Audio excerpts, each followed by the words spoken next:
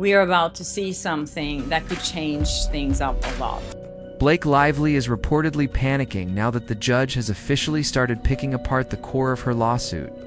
Her entire legal argument is rapidly collapsing, especially with Daily Mail journalist James Vushka flipping sides and exposing Leslie Sloan's questionable smear campaign aimed at Justin Baldoni. There's evidence that Leslie Sloan started a smear campaign against Justin Baldoni. And while all of this is unfolding, Ryan Reynolds is off flaunting his Time magazine features. I'm playing the PR game like nothing's wrong while Blake has gone completely MIA. She's dead quiet. Someone that's not quiet is her husband, Ryan Reynolds. Blake Lively's courtroom circus has just spectacularly backfired. And honestly, it's becoming the most chaotic legal unraveling we've seen in a long time. She must have believed that flashing her celebrity grin and waving around some legal files would be enough to bulldoze her way through. But clearly, Magistrate Judge Steve Kim wasn't buying the performance. Finally, a judge who's not drinking the Hollywood Kool-Aid. This reporter from the Daily Mail that now there's big rumors that he's going to withdraw his sworn statements. Blake's newest masterstroke? She decided to file a motion to force Wayfair-related parties to cough up documents like she's suddenly the one running court proceedings. But here's the kicker. The judge didn't just shut it down, he shut it down hard. Not only did he reject it, he practically roasted her in his ruling. He called her request unripe, which is basically legal jargon for cool your jets. Blake, this isn't your curated Instagram feed. It's a court of law. Even more hilarious is how blatantly thirsty she looked throughout all of it. Her legal team demanded the docs be handed over within 10 days like she was ordering Prime delivery.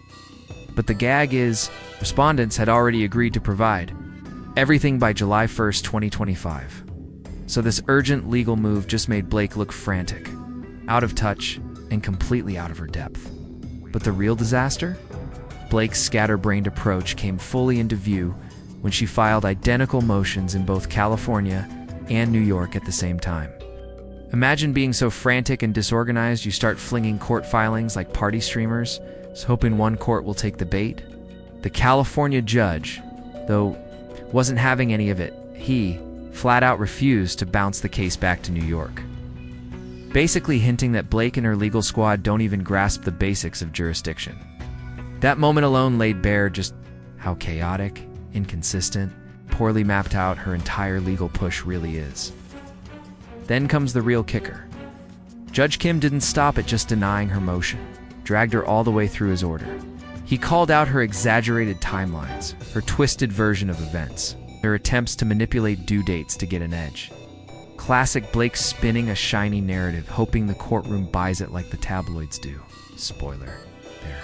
Not, but honestly, what's even more cringe than Blake's legal gymnastics? The flimsy evidence she's trying to build her case on? This is where it shifts from ridiculous to straight up embarrassing. Her entire argument is clinging to documents she says she got from Jones' works. But plot twist. They're missing the one thing courts actually require: metadata. If you're not familiar, metadata is the digital DNA of a file. It shows timestamps, edits, origin, nuno, things that prove it's not just something scribbled together after too much rose. But Blake, she marched into court with documents that have zero traceable metadata. You can't make this up. Without it, there's no way to authenticate anything. Now, the court has no clue if the docs are legit or created in her kitchen over cocktails. Wayfair's lawyers are practically foaming at the mouth, ready to blow that hole wide open. And here's where it gets seriously risky. If any metadata turns up proving Blake got these docs before the October 2024 subpoena, game over. Means she obtained them through sketchy, possibly illegal means. So much for the actress who parades around as the voice of justice, suddenly looking more like the queen of secret backdoor maneuvering. Predictably, Blake's already pointing fingers elsewhere, this time at Jones' works, claiming they passed off incomplete, unverifiable material. Same old Blake, never accountable. It's always someone else's mess. But here's the thing. The judges aren't buying her excuses anymore. And frankly, neither is the public. So how does someone this sloppy, this inconsistent, and this blatantly Unprepared, expect to walk out of this looking like the innocent party? That's where her next scheme enters the spotlight. Vanson Inc. Yep. Blake's mysterious little corporate shell. Being accused of orchestrating one of Hollywood's sloppiest attempts at image control? Let's break it down. Vanson, allegedly, filed a lawsuit with no real intent to win, but simply to get access to phones and personal data from Blake's adversaries. And once they got what they wanted, just like that case dismissed, they dropped the entire case like it never even happened. Imagine being so reckless with the legal system that you treat it like some kind of social media challenge. But Van Zen's shady move didn't end there. They were supposed to submit paperwork, revealing who really owns the company by June 24th, 2025. And guess what? Crickets. They missed the deadline altogether, adding fuel to the theory that Van Zen is just a Reynolds lively front, created to carry out their dirty laundry in secret. And if you think that's as bad as it gets, think again. Jennifer Abel's legal squad now believes Svanson was basically a legal disguise as shell to launch smear campaigns against Wayfair while sneaking around the standard legal process. Translation: Blake possibly created a phantom company to dodge rules and pull strings from the background. To their credit, Wayfair's attorneys aren't letting this go unchecked. They're demanding full ownership records, internal hierarchies, and all communications that could connect the dots, basically anything that proves Blake's been orchestrating this entire operation behind closed doors. Team is stalling. They're withholding the receipts, making the whole thing look even more suspicious. But here's where things go nuclear. Those missing Van Zen documents might be the key to proving Blake teamed up with Jones Works in a hole. A lineup of PR consultants to wage a character takedown campaign. Now, we're not just talking about missed deadlines and shady shell games. We're talking potential tampering, subpoena dodging, and launching fake lawsuits that may all trace right back to her. At this point, her legal plan is so sloppy, it's comical. Just trying to play five-dimensional chess while barely grasping the rules of checkers, stumbling over contradictions, leaving a trail of self-inflicted chaos in her wake. The real showstopper: judges aren't buying the act anymore. They're not fooled by the celebrity shine or the carefully scripted performances. They see the misdirection, the shady timing, the obvious attempts to twist procedure, and they're calling her out in real time. Blake's whole glossy image Hollywood sweetheart. Relatable every woman, flawless wife's crumbling under the weight of her courtroom implosion, the fake corporations, the phantom metadata, the theatrical motions, it's all becoming one epic public unraveling. And honestly, watching it all collapse is more binge-worthy than anything Netflix has dropped this year. Because now we've got a wild card. James Vushka, the Daily Mail reporter who just lit a match under Blake's already burning PR dumpster fire. You seriously can't make this stuff up, heathen. A writer's room couldn't script a juicier plot twist. Remember that. Name James Vushka. He started off towing Blake's party line, even filing a sworn statement downplaying the role of Leslie Sloan, Blake's ride-or-die PR mastermind known for spinning narratives like a pro. But Vushka's loyalty is unraveling just as fast as Blake's credibility. The twist? He canned the Daily Mail's in-house lawyers, the very ones likely steering him toward damage control, and instead hired a criminal defense attorney. You don't bring in a legal pit bull unless you're staring down serious legal threats. Think perjury, obstruction, or worse. So ask yourself, why would a journalist suddenly need the kind of lawyer who deals with felonies? Because this isn't just messy, it's potentially criminal. So now Blake's camp is in full-on scramble mode, trying to spin this into something less damaging. But the receipts keep piling up. Leaked text messages now show Vushka calling Sloan a liar behind the scenes. Yep, the same woman he publicly claimed didn't give him the dirt on Baldoni. He's texting people calling her a fraud. I can't make it up. The contradictions are a nightmare for Blake's legal team to tangle, to explain away, and too damning to ignore. Meanwhile, you just know her PR squad is working overtime trying to put out this five-alarm fire while pretending like nothing's wrong. And we haven't even talked about Vushka's own article from August 2024, where he painted Justin Baldoni as sexist and toxic on set. That piece basically turbocharged Blake's entire smear campaign. But now, even insiders are whispering that it was Leslie Sloan who fed him the hit job in the first place. It's PR manipulation. 101 and now Vushka is crumbling under the weight of all those lies. But here's the real headline. The man has officially been granted whistleblower protection. That's when you know things are next level bad. Your key witness flips sides and gets immunity to start unloading the real story. That one move threatens to flip Blake's entire spin operation upside down. She thought she had control of the press, of the court narrative, of the public. But now, her trusted insiders are jumping ship, and this entire house of cards is coming down. And yes, true, the same Daily Mail reporter now has legal protections as a whistleblower. So let's break it down one last time. Vushka filed a sworn statement to court saying his exchanges with Sloan were no big deal, a misunderstanding. But while Blake's empire catches fire, guess who isn't sitting back quietly?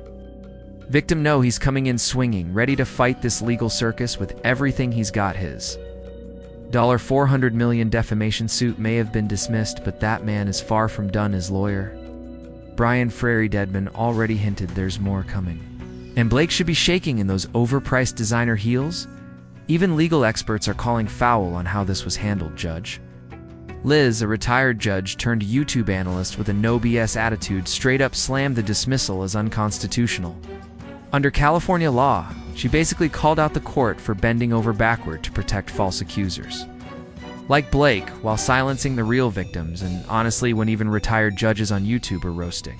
All right, Blake, you know it's bad Baldwin. Legal team isn't backing down either. They're calling out how the courts are essentially gagging victims of false accusations, giving lively free rein to smear, manipulate, and play.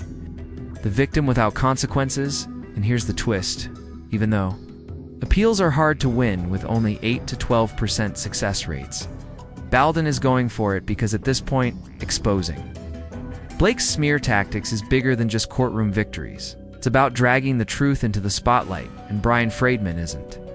New to this game, this is the same lawyer who went after the New York Times for $250 million showing. He's more than willing to use lawsuits as a spotlight. He knows exactly how to weaponize litigation to peel back the PR layers and show the world the shady underbelly of Lively's empire, and you better believe if this appeal goes through, it's going to expose texts, emails, metadata, all the receipts Blake's been scrambling to hide. But let's get to the best part of this entire train wreck, Blake herself, because when it came time to actually back up her nonsense with real answers, she ghosted Blake. Lively, queen of playing the perfect public image, skipped her deposition scheduled just 2 days ago. She didn't show up, vanished like that sham. Lawsuit her puppet company Van Zen Inc. dropped when things got too hot, Blake. Lively did not show up at the deposition that was planned with Brian Frary-Dedman 2 days ago. I don't know what her deal is, why she didn't show up, and it's not just a bad look, it's a complete disaster for her credibility. Depositions are due by August 14th, 2025. That's not a suggestion, it's a legal requirement skipping them isn't just sketchy, it screams that Blake is hiding something, and honestly, it's hilarious. Watching her PR machine spin this while she ducks legal accountability, and what I've heard is that all depositions must be in by August 14th. What makes this even funnier is how loud she was the last time things went her way. Remember when Baldwin's earlier lawsuit got dismissed? Blake couldn't wait to hop on Instagram, playing the victim turned hero, posting cryptic stories, celebrating like she won an Oscar for her performance. But now, radio silence, dead quiet, not a peep from her. Suddenly miss. Strong, independent woman can't even show up when the court calls.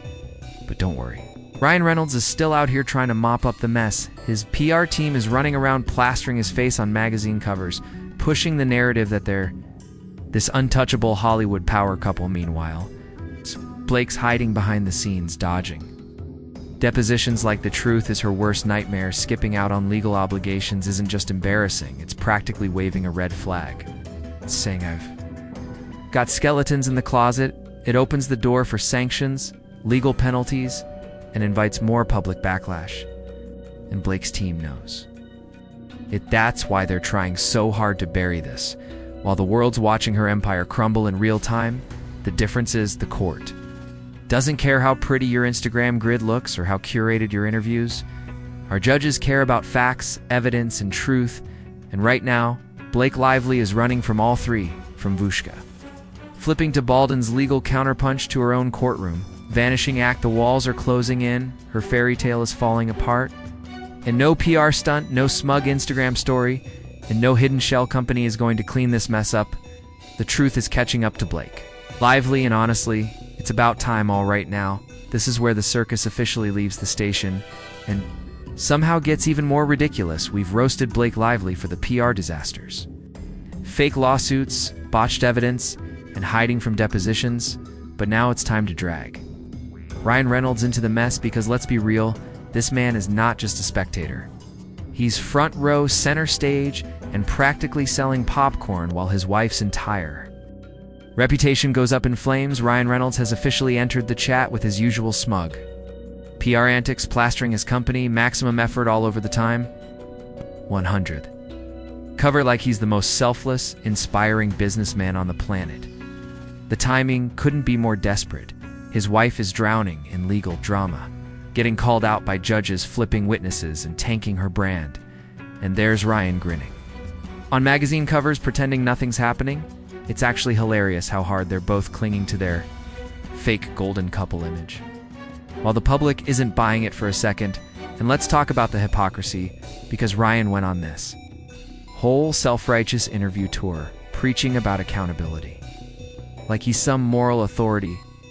Accountability from the guy married to Blake Lively, the queen of dodging subpoenas and filing sham lawsuits. Please, the only thing Ryan's holding accountable is the damage control team working overtime to keep their PR house of cards from collapsing. But here's the wildest part. While Blake vanishes from the spotlight, Ryan's out here flexing that all the controversy has actually boosted his brand exposure. Imagine using your wife's legal disaster as a marketing tool while acting like you're too classy. For the drama, that's an entirely new level of shameless. It's like someone setting their mansion on fire just to brag about how bright the flames look in their Instagram story. And the contradictions, they're stacking up fast. Ryan claims he doesn't care about public opinion, but the moment criticism starts pouring in, he's locking down comments, deleting posts, and micromanaging every press mention. For someone who supposedly doesn't care, he sure spends a lot of time trying to control the narrative. It's giving high school drama energy, not confident mogul vibes, and audiences are catching on. Just look at Blake's recent flop, Blake Brown. This was hyped up to be her major comeback product, the kind of launch that could keep her brand afloat through the legal chaos. Instead, it's already collecting dust on clearance racks in New York. That's not a success story, that's a brand collapse in real time. But the drama doesn't stop there. Leslie Sloan, Blake's crisis manager and behind-the-scenes string puller, is still knee-deep in this legal circus. She actually had the nerve to demand that Wayfair pay for her legal bills. Like she came out of this thing spotless. You almost have to respect the delusion. But then there's James Vushka's Whistleblower Bombshell, and that changes everything. Sloan can keep denying any role in bad-mouthing Baldone, but the digital trail tells a different story.